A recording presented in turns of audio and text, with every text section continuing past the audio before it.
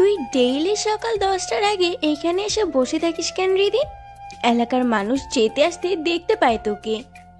কথাটি বলে পাশের প্লাস্টিকের ছোট্ট টি টেবিলে নাস্তার ট্রে রাখলেন সুলতানা বেগম। ইয়ারফোন কান থেকে সরিয়ে রিদি মুচকি হাসিটা আড়াল করে বলল, সকালের রোদ গায়ে লাগাতে বসি আম্মু।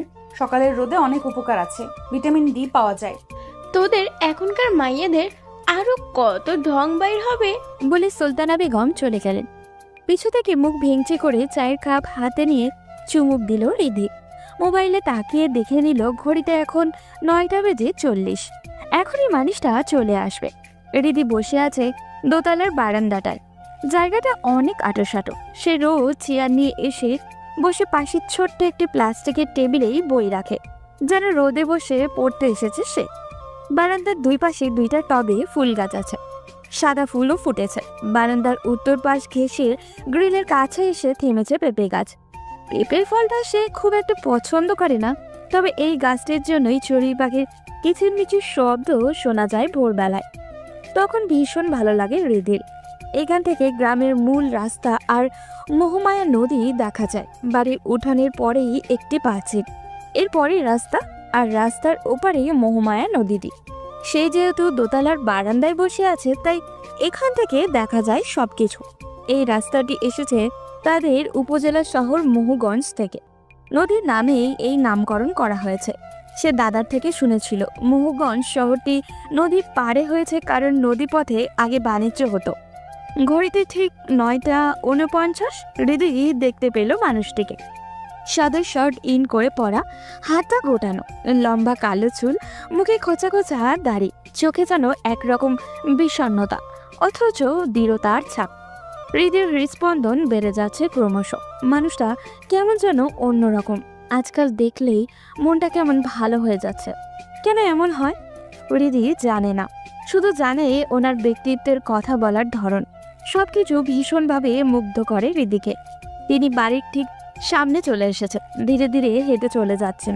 হৃদি হিপনোটাইজ হয়ে তাকিয়ে থেকে বসা থেকে কখন যে দাঁড়িয়ে গ্রিলের কাছে চলে গেল টেরই পেল না সে। যতক্ষণ দেখা যায় অহন স্যারকে, ততক্ষণ তাকিয়েই রইল মোহবৃষ্টি হয়ে।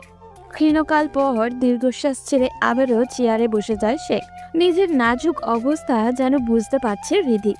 দিনকে দিন ভীষণভাবে মানুষটির প্রতি ঝুঁকে যাচ্ছে সে। এই ঝুঁকে যাওয়া, এই আগ্রহ, এই ভালো লাগার নাম কি সে কি দেবে? ভালোবাসা? কিন্তু তা কিভাবে সম্ভব? তার পরিবার কি মানবে? এই সমাজ কি মানবে?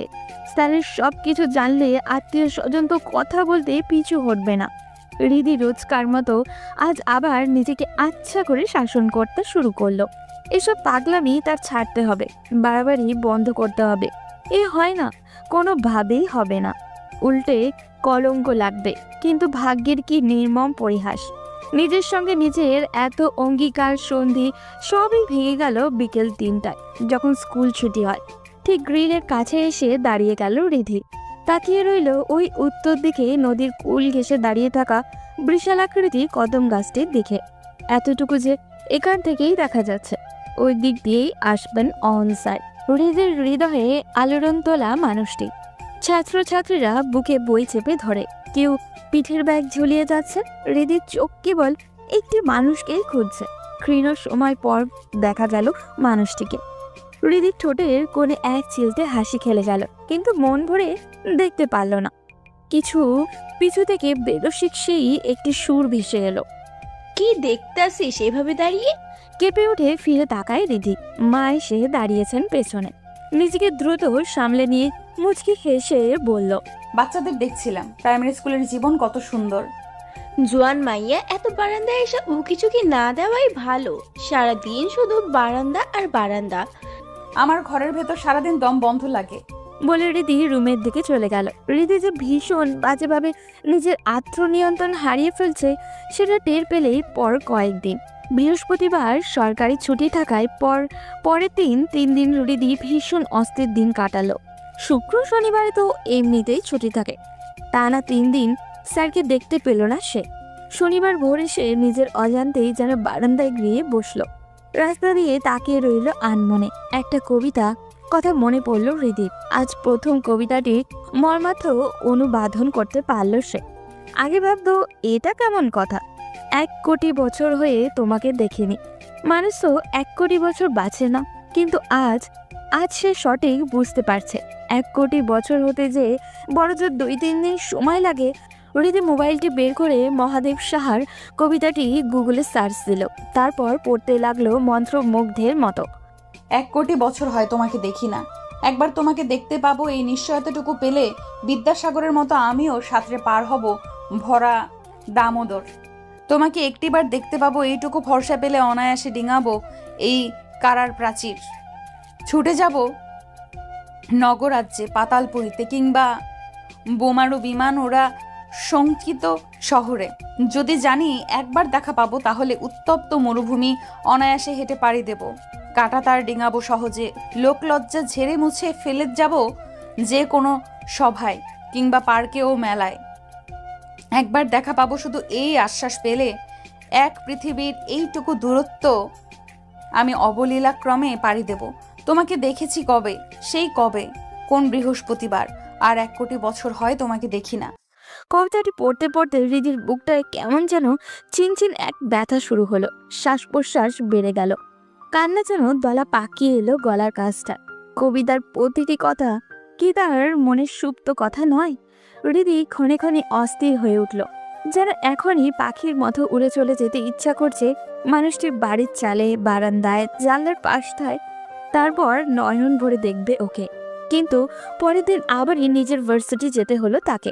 জরুরি ক্লাস ছিল, তবে পুরো ক্লাসেই মনোযোগ নেই। বান্ধবীদের সকল কথা, রসিকতা কিছুই যেন মাথায় ঢুকছে না ওর। সবই যেন সমাবেশের কিংবা ব্যস্ত মাছের বাজারের কথাবার্তাগুলো, যেগুলো কানের পাশ দিয়ে চলে যাবে, আলাদা করে গুরুত্ব দিতে হবে না। হৃদির দুপুরের দিকে মনে হলো আজ ভার্সিটিতে না এলে কি এমন হতো। মানুষটা স্কুলে গিয়েছে, সে বারান্দায় বসে থাকলেই তো দেখতে পেত, কিংবা এখন চলে গেলেও তো স্কুল ছুটির পর দেখতেও পাবে। কিন্তু না, হৃদির ভেতরে কেউ যেন প্রচন্ড জেদ করেছে। ক্লাসেও আজ পাঠিয়েছে সে। তার কথা হলো, একজন মানুষের জন্য তুই ক্লাস বাদ দিবি কেন? তোর মা বাপ কি এই জন্য জন্ম দিয়েছে যে পড়ালেখা বাদ দিয়ে আর না ছেলেকে দেখতে হবে? এখন পুনরায় ভেতর থেকে বলছে, সে তোর কে হয়, জামাই লাগে? তুই কেন অর্ধেক ক্লাস করে বাসায় দৌড়াবি তাকে দেখার জন্য? হৃদি প্ররোচিত হয়ে ক্লাসে মনোযোগ দিল। ক্লাস শেষে বিকেলে ফিরল সে। ভার্সিটিটা দূরে বলেই আস্তে আস্তে প্রায় 4টে। সে রিক্সা নিয়েই ফিরছিল। অমল স্যারের বাড়ির ঠিক সামনে এসে কে যে হলো হৃদির, তা ভেতর চেয়ে সেই যুক্তিবাদী সত্তা বাজেভাবে হেরে গেল। কবিতার সেই লাইনের মতো অন্য সত্তা যেন বলে উঠল, একবার তোমাকে দেখতে পাবো এই নিশ্চয়তাটুকুই পেল। ভাড়া চুকিয়ে রিক্সা থেকে নেমে গেল হৃদি। মোবাইলের সেলফি ক্যামেরাটা খুবই সচেতনভাবে নিজেকে দেখে নিল সে। পিঠে বইয়ের ব্যাগ, পরনে ব্লু কালারের বোরখা আর মাথায় স্কার্ফ। সে অহন স্যারের বাড়ির রাস্তা দিয়ে ঢুকলো। বাড়িটি খুবই শান্ত এবং নীরব। বাঁদিকে পুকুর ঘাট, রাস্তার দুই পাশে নানান প্রজাতির গাছ, উঠানের এক পাশে বাগান, বাহারি ফুল ফুটে আছে সেখানে। দেখলেই মনে হয় একজন রুচিশীল মানুষের বাড়ি এটা। বারান্দায় একটা চেয়ারে বসা ছিলেন সাজেদা বেগম। বয়স্ক অসুস্থ মানুষ তিনি, তার দিকে আগ্রহী চোখে তাকিয়ে আছেন। গ্রিলটা খুলে সালাম দিয়ে ভালো মন্দ জিজ্ঞাসা করলো সে। সঙ্গে সঙ্গে পাশের রুম থেকে বের হয়ে এলেন অহন স্যার। কিছুক্ষণের জন্য সব কিছু ভুলে মানুষটির দিকে তাকিয়ে রইল হৃদি। একটা ট্রাউজার আর পাতলা গেঞ্জি পরনে, লম্বা চুলগুলো খানিক এলোমেলো। সাজেদা বেগম তার পরিচয় জিজ্ঞাসা করার আগেই অহন স্যার বললেন, আরে রিদি যে, কি মনে করে এদিকে বসো। রিদি নাকি?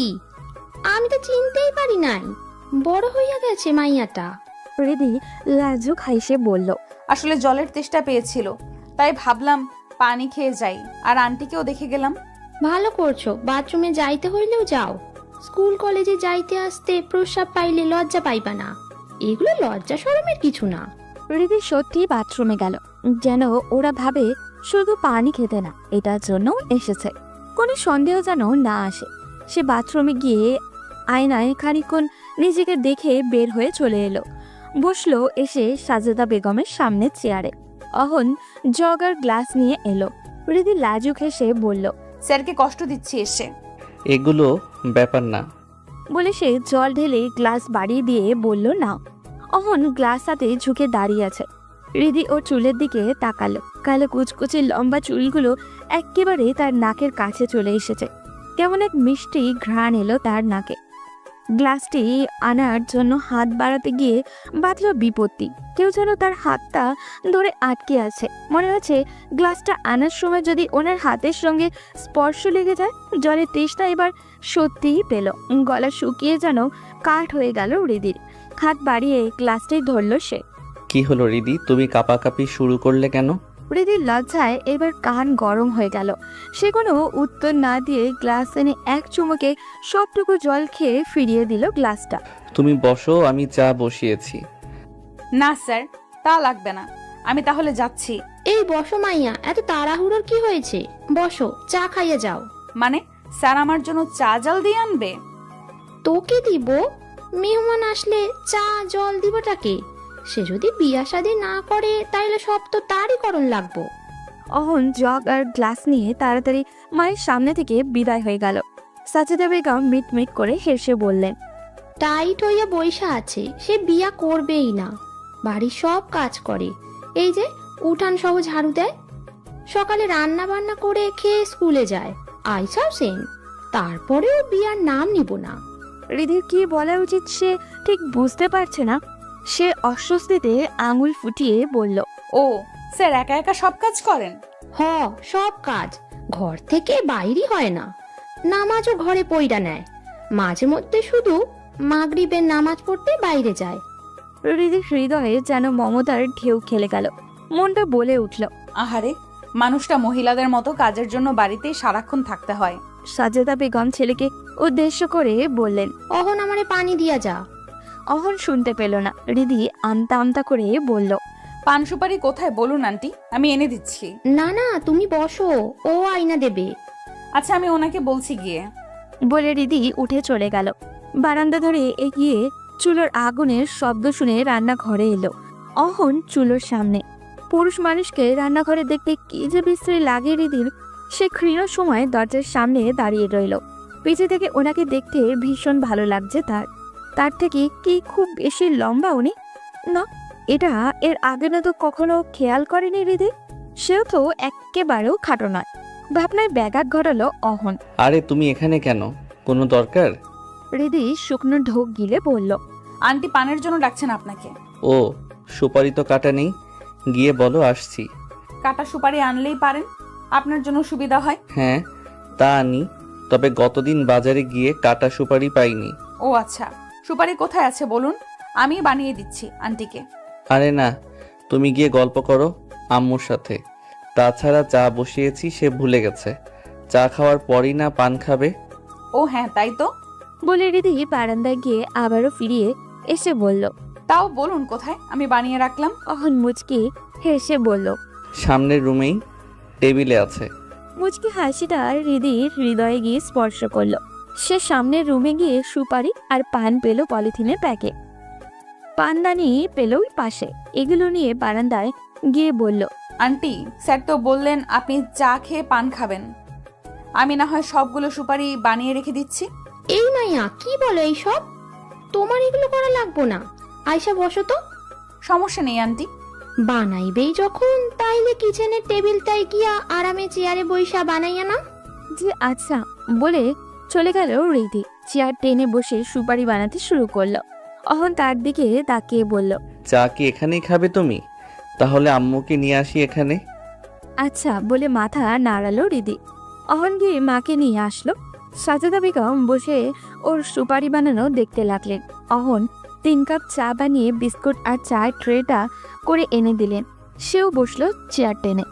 সুপারি পরে বানাও, চা নাও। 3 জনই চায়ের কাপ হাতে নিলেন। অহন চায় চুমুক দিয়ে বলল, আঙ্কেল তো অনেক দিন হয়ে গেল দেশে আসেননি, তাই না? আসবেন আর কবে? এই বছর আসবেন না আর? সাজেদা বেগম চায় চুমুক দিয়ে বললেন, ওর বাবা সৌদি থাকেন, তাই না? না, স্পেন থাকে। তাইলে তোমাদের নিল না কেন? ইউরোপ তো ফ্যামিলি নেওন যায়। আম্মুর ইচ্ছে নেই, তবে আমার অনার্স শেষে স্টুডেন্ট ভিসায় ইংল্যান্ড পাঠানোর ইচ্ছা আছে। ওখানে আমার খালা থাকেন। ভালো ভালো, দেশে থাইকা কি হইব, এই দেশে কিচ্ছু নাই, বিদেশ যাও। অহন যুক্ত করে দিয়ে মাকে বলল, ওকে তো আমি ইন্টারে থাকতে টিউশনি পড়িয়েছিলাম, তখন একদিন বললাম ইন্টার শেষে IELTS দিয়ে চলে যাক, যেহেতু ফ্যামিলির বাইরে পাঠানোর ইচ্ছা।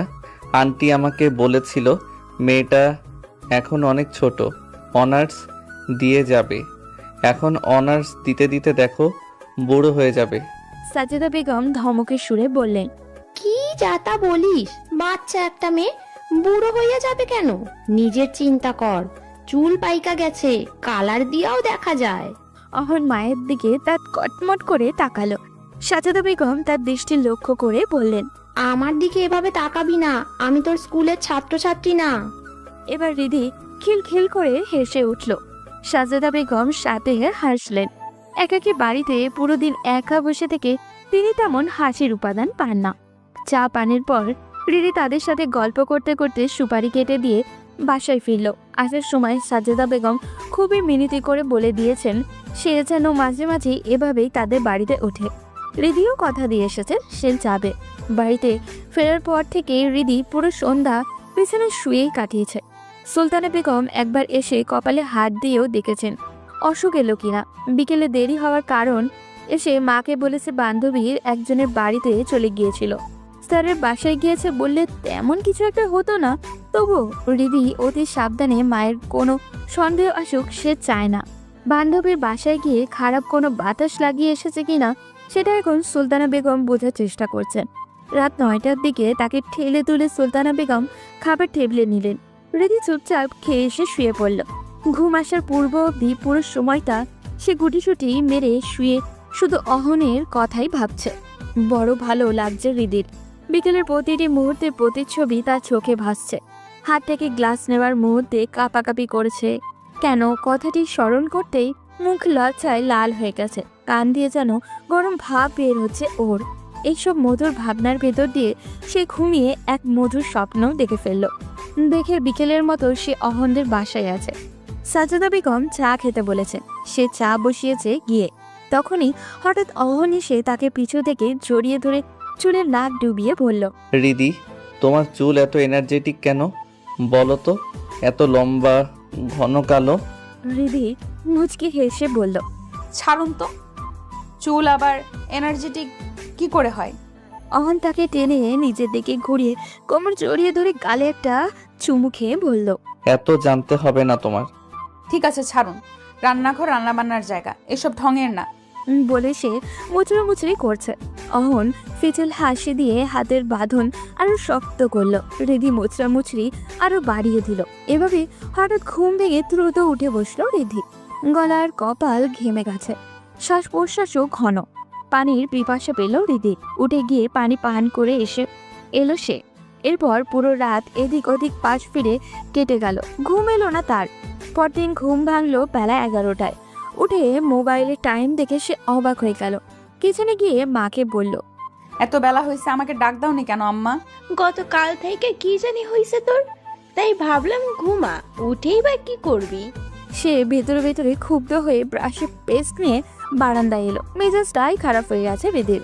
ওরা কি আজ ভোরে আর তার দেখা হলো না। এখন সে বিকেল 3টা অবধি অপেক্ষা করতে হবে। আজ উনি কি পরে এসেছেন? রিধির ধারণা আজ সাদা শার্ট ইন করে পরে এসেছেন। অহন স্যারের সবকিছু তার মুখস্থ কিনা।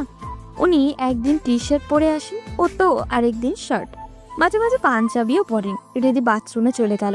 ফ্রেশ হয়ে বের হয়ে নাস্তাও করলো। এরপর পুরো দিনটা কাটালো একরকম অসহ্য যন্ত্রণায়। কখন 3টা হবে, অহন স্যারকে দেখা মিলবে, এভাবে আরও মাসখানেক চলে গেল রিধির। দিনকে দিন তার মস্তিষ্ক যেন অহন স্যারের দখল নিয়ে নিচ্ছেন। এক পর্যায়ে সে নিজের সঙ্গে আপোষই করতে হলো। বুঝতে পারলো নিজের কাছে আর মনের নিয়ন্ত্রণ নেই। সে ভীষণ বাজেভাবে এই মানুষটির প্রেমে পড়ে গেছে। তার ব্যক্তিত্বের গম্ভীর ভয়েসের সৌন্দর্যের ঠিক করলো একদিন গিয়ে অহন স্যারের সামনে দাঁড়াবে সে। নিজের ভালো লাগার কথা দুম করেই বলে দেবে। পরে যা হবে দেখা যাবে। পরের দিনই প্রকৃতি তার প্রতি সহায় হলো। সকাল 9:40-এ আকস্মিক বৃষ্টি নেমেছে। রিধি তখন বারান্দার চেয়ারে বসে অহন স্যারেরই অপেক্ষায়। হঠাৎ বহু দূরে মানুষটিকে দেখতে পেল। বৃষ্টিতে ভিজে দ্রুত আসছেন তিনি। প্রথমে হাসিও পেল ওর, কিন্তু পরক্ষণে দ্রুত মায়ের রুমে গিয়ে বলল, বারান্দা থেকে দেখেছি অহন স্যার বৃষ্টিতে ভিজে দৌড়ে আসছেন। ছাতাটা দিয়ে আসি নাকি আম্মু? উনি পরে তো দিয়ে যেতে পারবে। ও আচ্ছা, তাইলে যা, তাড়াতাড়ি ছাতা দিয়ে আয়। রিদি ছাতা নিয়ে তাড়াতাড়ি ওড়না ঠিক করে মাথায় দিয়ে বাইরে বের হলো। অবস্থার তখন একেবারে তাদের বাড়ির গেটের সামনে চলে এসেছে। সে মুচকে হেসে বলল, কি অবস্থা স্যার, ছাতা নিয়ে বের হতেন? বুঝিনি, হঠাৎ বৃষ্টি চলে এলো। তুমি কোথাও যাচ্ছ নাকি? না, আপনি ছাতার নিচে আসুন, আমাকে বাসায় দিয়ে ছাতা নিয়ে চলে যান। এত দূর এভাবে যেতে পারবেন না। হ্যাঁ, তা ভালো বলেছ। আমার আবার বৃষ্টির পানি মাথায় লাগলেই জ্বর আসে। বলে তিনি গেটের কাছে এসে ছাতা হাতে নিয়ে রিদির দিকে তাকিয়ে যেন কিছু একটা ভাবছেন। রিদি ওনার অস্বস্তি টের পেয়ে বলল, ঠিক আছে, আপনি ছাতা নিয়ে চলে যান, আমার মাথায় ওড়না আছে, চলে যাচ্ছি। না, তা হয় না, তোমাকে বাড়িতে দিয়েই যাই। বলে ছাতা তুলে ধরলেন। রিদির ছাতার নিচে আরো ঘনিষ্ঠ হয়ে এলো ওরা দুজন হাঁটতেও লাগলো। রিদি মাথা নুইয়ে হাঁটছে। স্যারের পায়ে চটি জুতো, উনি সব সময়ই এইরকমই জুতো পরেন। পায়ে জুতার ফিতায় সাদা দাগ পড়ে যায়। খুবই ধীর গতিতে হাঁটছেন তিনি। হয়তো জুতো থেকে কাদা পানি পিঠের দিকে উঠে যাবে তাই। রিদি মনে মনে ভাবছে, এখন কি তার সেই কথাটা বলার কি উপযুক্ত সময়? ভাবতেই ভয়ে কেমন যেন বুক কাঁপতে শুরু করলো ওর। খানিক এগিয়ে গিয়ে দেখা গেল সুলতানা বেগম দাঁড়িয়ে আছেন। অহন স্যার গেটের কাছে গিয়ে বললেন, যাও তুমি, আমি ছাতা আসার সময় দিয়ে যাব। তারপর সুলতানা বেগমের দিকে তাকিয়ে সালাম দিতেই তিনি জবাব দিয়ে বললেন, ভেতরে এসে বইসা যাও অহন, এসে চা খেয়ে যাও। না আন্টি, অন্যদিন আসবো। আরে আসো, মাথা টাথা মুইছা যাও, স্কুলের টাইম তো আসেই। রিদিও মায়ের সঙ্গে জোর দিয়ে বলল। না স্যার, সময় আছে, আসুন ভেতরে। অহন ইতস্তত করে ভেতরে এলো। সুলতানা বেগম মেয়েকে গামছা এনে দিতে বললেন। রিদি দ্রুত গিয়ে গামছা এনেও দিল। অহন মাথা মুছে ফিরিয়ে দিল গামছা। আসো, ভেতরে এসে বসো। না আন্টি, এখন যাচ্ছি। রিদি পুনরায় বলল। আসুন না, বসে যান। অহন ভেতরে এলো। তাকে বসতে দেওয়া হলো টিভি রুমের সোফায়। রিদি দাঁড়িয়ে রইল দরজার কাছে। সুলতানা বেগম ভেতরে গেলেন। তোমার মায়ের কি অবস্থা বাবা? এই তো আগের মতোই। আর হ্যাঁ রিদি, তুমি ওই দিন গিয়ে তো আর যাওনি। এদিকে আম্মুকে কি মায়া লাগিয়ে এসেছো। দুদিন পর পর তোমার কথা বলে, আর সুপারি কেটে দিয়েছিলে, সেগুলো নাকি অনেক চিকন চিকন হয়েছে। আমার সেরকম হয় না। বলে হেসে পেল সে। সুলতানা বেগম কিছু বুঝতে না পেরে মেয়ের দিকে তাকালেন। রিদি আমতা আমতা করে বলল, মাসখানেক আগে একদিন পানির পিপাসা পেয়েছিল, তারপর ভাবলাম তাদের বাড়িতে উঠে খেয়ে যাই। তখন আন্টিও সুপারির জন্য ওনাকে ডাকছিলেন, পরে আমি কেটে দিয়েছিলাম আর কি। ও আচ্ছা, বলিসনি তো আগে। খেয়াল ছিল না। আচ্ছা বাবা, বসো তুমি, আমি চা বানাইতেছি, চা খেয়ে যাবে। বলে চলে গেলেন। অহন রিদির দিকে তাকিয়ে বলল, বসো তুমি, দাঁড়িয়ে আছো কেন? রিদি গিয়ে সামনের সোফায় বসলো। একবার সে অহনের দিকে তাকিয়ে চোখ সরিয়ে নিল। ওর মুখ আজ ক্লিন শেভ রিদি একদম পছন্দ করে না, অথচ এই মানুষটিকে ক্লিন শেভের দারুণ লাগছে। তবে এটা ঠিক, দাড়ি রাখা ফ্যাশন হলেও দাড়িতে সুন্দর লাগেও। প্রায় মানুষকে সে দাড়ি থেকে ক্লিন শেভে বেশি সুন্দর লাগতে দেখেছে। সে আজ ভালোভাবে আবিষ্কার করলো সেই মানুষটার দলে অহন স্যারও আছেন। তা কি অবস্থা তোমার? আর কবে যাবে আমাদের বাড়িতে? আচ্ছা, পরে ভার্সিটিতে যেদিন যাব উঠে আসব। ঠিক আছে, কিন্তু তুমি আমাকে এত লজ্জা পাও কেন আজকাল? আমি বাঘ না ভাল্লুক? রিদির লজ্জা যেন আরো কয়েক গুণ বেড়ে গেল। সে মুচকে হেসে মাথা নুইয়ে ফেলল। মা তো তোমার প্রশংসায় পঞ্চমুখ। এই অল্প সময়ে কি এত প্রশংসা দেখলেন আন্টি? কত কিছু শুনবে সেই তালিকা। রিদি সামনে চুলগুলো কানে গুজে ওড়না টেনে বলল, বলুন। তুমি অনেক লাজুক মেয়েরা ভালো। আজকালকার মেয়েদের লজ্জা শরম নাই। তোমার গালের মাঝখানে তিল, এ ধরনের মেয়েরা অনেক লক্ষ্মী হয়। এরা জামাই সোহাগী। আটকে গেল অহন, যেন সে এই শেষের কথা বলতে চায়নি। রিদি লজ্জায় মাথা নুইয়ে আছে। সে এক হাতে কপাল ঘষছে, আর এক হাতে কামিজের কোণের অংশ টেনে অস্বস্তি আড়াল করতে যাচ্ছে। এভাবে অনেকক্ষণ চলে গেল তাদের। হৃদি মোটেও ওর হৃদয়ের কথা বলতে পারল না, বলার কথা সামনে বসে কল্পনা করতে পারল না। ভাবতেই তার কপাল গলা ঘেমে যাচ্ছে। প্রকৃতি তাকে যে সুযোগ দিয়েছিল সেটার ইতি টানলেন এসে সুলতানা বেগম। চা নিয়ে এসে টি টেবিলে রেখে অহনকে দিলেন, নিজে নিয়ে হৃদিকেও দিলেন। তিনজনই চায়ে চুমুক দিল। তারপর ক্ষীণ সময় নীরবতা ভেঙে সুলতানা বেগম বললেন, স্টুডেন্ট ভিসায় বাইরে যাইতে হইলে আইএলসে এখন কত পাইতে হয় বাবা? 6 তো মাস্ট লাগবে আন্টি। 6.5 হলে ভালো, তবে ওয়ার্ক পারমিট ভিসায় 4.5এই হয়ে যায়। ওকে তো স্টুডেন্ট ভিসাতে পাঠাইবো, ওর খালা তাই কয়। 6 কি পাইবো ও? পাবে, তবে অনেক পরিশ্রম করতে হবে। মাস 6 পরিশ্রম করলে পারতেও পারে, অথবা 1 বছর। হৃদির পড়ালেখার বিষয়ে খানিকক্ষণ আলাপও হলো, কিন্তু দীর্ঘ হতে দিল না অহন। স্কুলের সময় হয়ে যাচ্ছে বলে চলে গেল সে। এরপর পুরো দিন বৃষ্টির দিন, স্কুল ছুটির সময়ও। তখন হৃদি বারান্দায় তাকিয়ে দেখছে সে। অহন তাদের গেটের কাছে এসে বাড়ির দিকে তাকিয়ে হৃদিকে দেখতে পেয়ে বলল, ছাতা নিয়ে চলে যাচ্ছি। চলে যান স্যার। অহন চলে গেল। হৃদি তাকিয়ে রইল যতক্ষণ দেখা যায়। পরে 2 দিন, শুক্র ও শনিবার ছুটির দিন। হৃদির 2 দিন ভেবে আরো দৃঢ়ভাবে সিদ্ধান্ত নিল যে যেভাবেই হোক স্যারকে সে মনের কথাটি বলবেই। প্রায় 3-4 বছর থেকে সে একা একা পড়ছে। এভাবে আর কতদিন সে যে দ্বিধায় পড়ছে, যে সমাজ আর পরিবারকে ভয় পেয়ে আসছে। সেই ভয় তো তাকে নিয়ন্ত্রণ করতে পারেনি। রোজই তো একটু একটু করে আরো বেশি ভালোবেসে ফেলেছে মানুষটিকে। এবার মনের কথাটি তাকে বলে দিতেই হবে।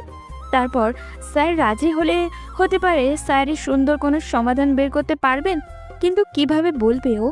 সামনে গেলে তো সব কথাই বলতে পারে না। ফোনে বলা যায়, হোয়াটসঅ্যাপে মেসেজ দেওয়া যায়, কিন্তু এভাবে স্যারের প্রতিক্রিয়া কি হবে বোঝা মুশকিল। হতে পারে রেগে গিয়ে মেসেজ এনে মাকে দেখিয়ে দিল। কথাগুলো তাকে সামনাসামনি বলতে হবে, এটাই ভালো হবে। সে ঠিক করলো রবিবারে ক্লাস শেষে তাদের বাড়িতে যাবে এবং সেখানে স্যারকে কথাগুলো বলবে। পরক্ষণেই আবার মনে হলো সে হয়তো তখন গুছিয়ে বলতে পারবে না, সময় পাবে না। সেক্ষেত্রে কিছু কথা বলে যদি দেখে ওনার প্রতিক্রিয়া ইতিবাচক, তাহলে চিরকুটে বিস্তারিত আছে বলেও দিয়ে আসতে পারবে। তাহলে কি একটা চিঠি লেখা ফেলা দরকার? সেখানে মনের সমস্ত কথা লেখা থাকবে। হৃদির কাছে এই বুদ্ধিটাই ভালো মনে হলো। রাত জেগে একটা চিঠি লিখে নিল হৃদি।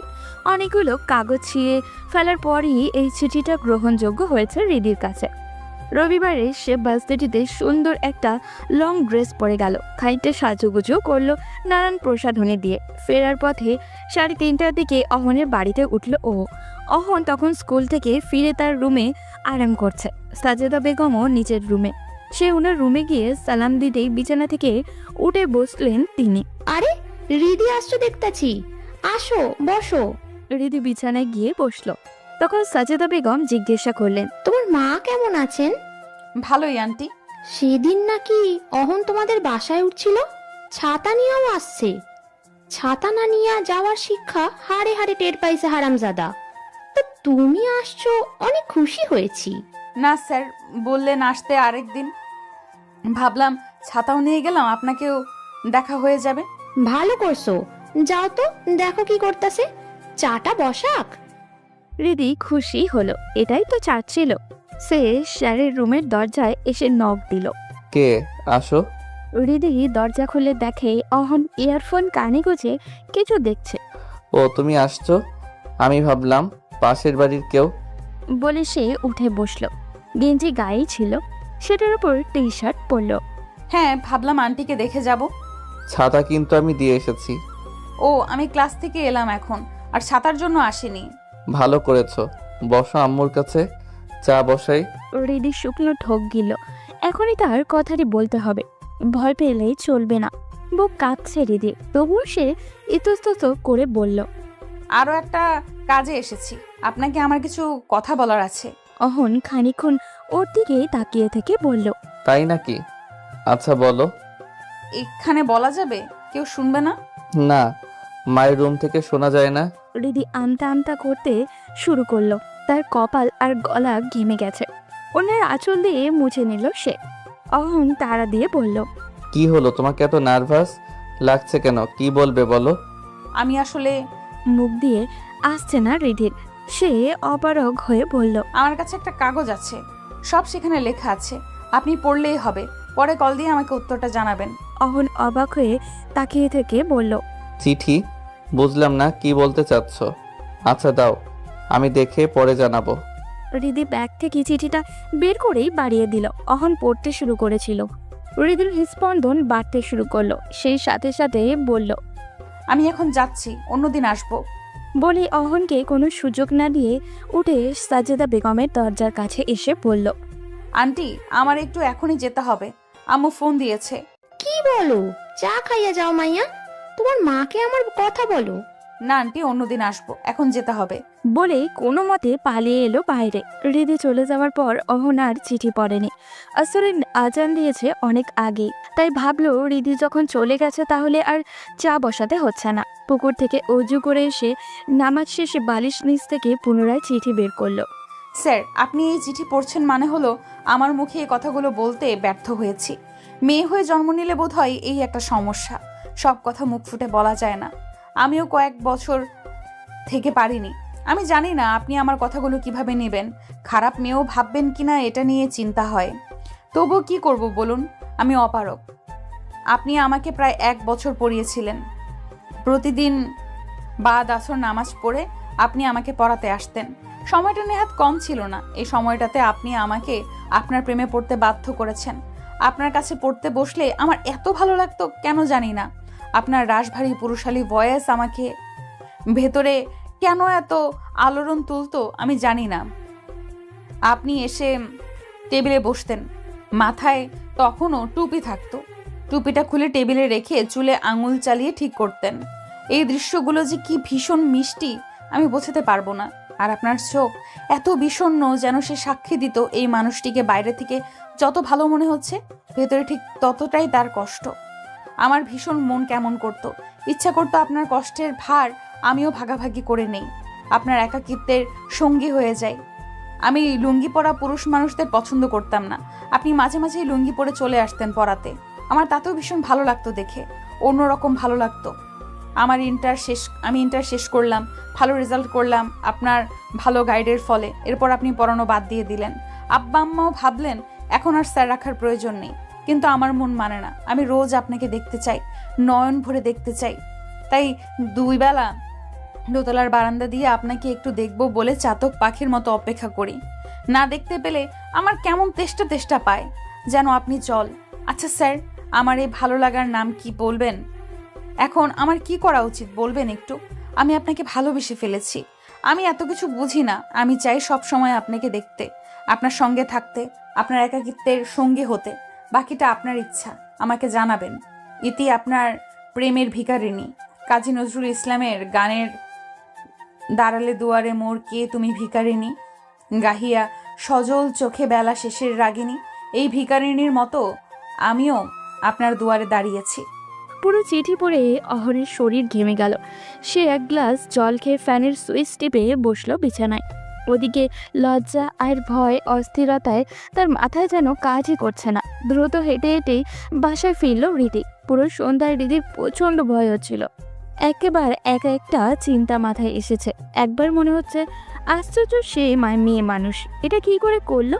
সে স্যার কি চিঠি দিয়েছে? কোনো বিপদে পড়তে যাচ্ছে না তো? ও কোনো বদনাম হয়ে যাবে না তো? এগুলো ভেবে হৃদির গালা বরাবর শুকিয়ে যাচ্ছে। এবার মনে হচ্ছে উনি এখনো কিছু জানাচ্ছেন না কেন? চিঠি পড়া তো কবেই শেষ। এইরকম নানান নেতিবাচক চিন্তায় তার সন্ধ্যা কেটে গেল। রাতের খাবার পর বিছানায় এসে মোবাইল হাতে নিয়ে গায়ের লোম দাঁড়িয়ে গেল ওর। মোবাইলের নোটিফিকেশনে দেখা যাচ্ছে অমন স্যারের মেসেজ। কাপা কাপা হাতে মেসেজ সিন করলো সে। রিদি, আমার কথাগুলো মনোযোগ দিয়ে শোনো। তোমার চিঠি ইতোমধ্যে আমি ছিঁড়ে পুকুরে ফেলে দিয়েছি, যাতে ঘুণাক্ষরে কেউ এগুলোর ব্যাপারে কিছু জানতে না পারে। তুমি যা করছো ভাবছো সবই ভুল হচ্ছে, চরম লেভেলের ভুল।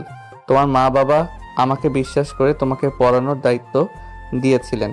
এখন এসব তারা শুনলে খুবই কষ্ট পাবেন। তাছাড়া তোমার জন্য উজ্জ্বল ভবিষ্যৎ অপেক্ষা করছে। তুমি সদ্য ফোটা এক নবীন পুষ্প, আমার মতো না। তুমি কেন আমার সাথে নিজের জীবন জড়াবে? তুমি এরকম ভুল সিদ্ধান্ত নিয়ে সুন্দর জীবন নষ্ট করতে পারো না। আন্টির অনেক স্বপ্ন তোমাকে নিয়ে, আর কখনো এগুলো আমাকে বলবে না। আমি তোমার থেকে এসব আর শুনতে চাই না। পড়ালেখায় মনোযোগ দাও, ভালো থেকো। মেসেজ পড়ে হৃদির মিশ্র অনুভূতি হলো। স্যার তাকে প্রত্যাখ্যান করেছে, এইটা একটা কষ্ট।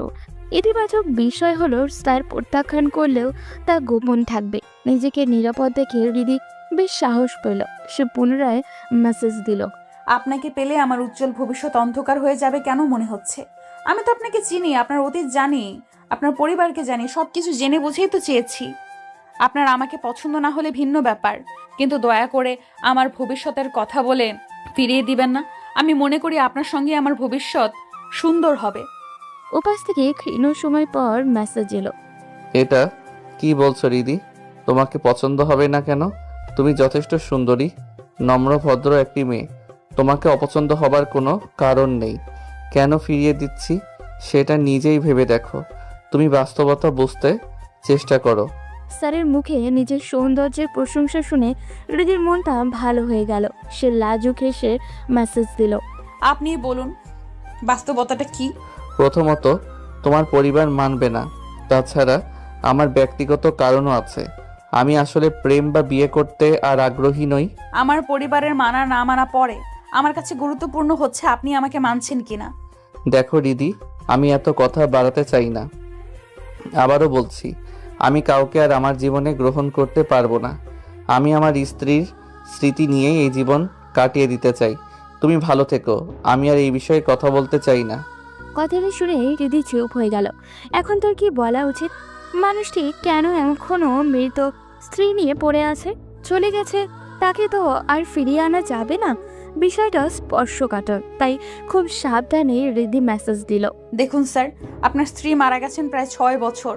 আপনি আমাকে পড়াতে যখন আসতেন তারও মনে হয় 2 বছর আগে। আমি আপনার প্রেমে যখন পড়েছি তখন আপনার জীবনে আর কোনো নারী নেই।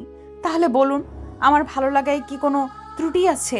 আমি সেটা বলছি না, তোমাকে দোষারোপ করছি না। আমি কেবল এমনি প্রেম বিয়ে এসবে আগ্রহী না। যদিও আপনার ব্যক্তিগত বিষয়, তবুও কিছু কথা বলতে চাচ্ছি স্যার। না, আর কোনো কথা নয়। ভালো থেকো। আর কোনো মেসেজ দিও না। আমি এসব আলাপ করতে অস্বস্তি বোধ করছি। হৃদি এবার থেমে গেল। খানিকটা ভয় পেয়ে গেল সে। হয়তো আর মেসেজ দিলে স্যার রেগে যাবেন। সে মোবাইল বালিশের পাশে রেখে চুপচাপ শুয়ে থেকে স্যারকে নিয়ে ভাবছে, একটা মানুষ এমন হয় কী করে? প্রায় 6 বছর আগে প্রসবকালীন জটিলতার কারণে তিনি স্ত্রীকে হারান। সেই স্ত্রীর স্মৃতি নিয়ে এখন এত কম বয়সী একজন পুরুষ মানুষ বসে থাকবে? কত পরিচিত স্ত্রী থাকার সত্ত্বেও পতিতালয়ে যায়, পরকীয়ায় জড়ায়, সোশ্যাল মিডিয়ায় অন্য নারীর ইনবক্সে মাখামাখি করে। আর ওনার তো স্ত্রী আর জীবিতই নেই। তবুও কেন তাকে ফিরিয়ে দিলেন? তার মতো সুন্দরী তরুণীকে পেয়েও কেন মৃত স্ত্রীকে নিয়ে পড়ে থাকবেন? তাহলে কি একজন বিবাহিত পুরুষকেও প্রভাবিত করার মতো রূপ নেই হৃদির? কেমন যেন এক অদ্ভুত হচ্ছে ওর। মিশ্র অনুভূতি, সেটা রাগ না অভিমান কি জেদ বুঝতে পারছে না ও। সকাল 9:30। অহন স্কুলে যাওয়ার জন্য বেরিয়েছে।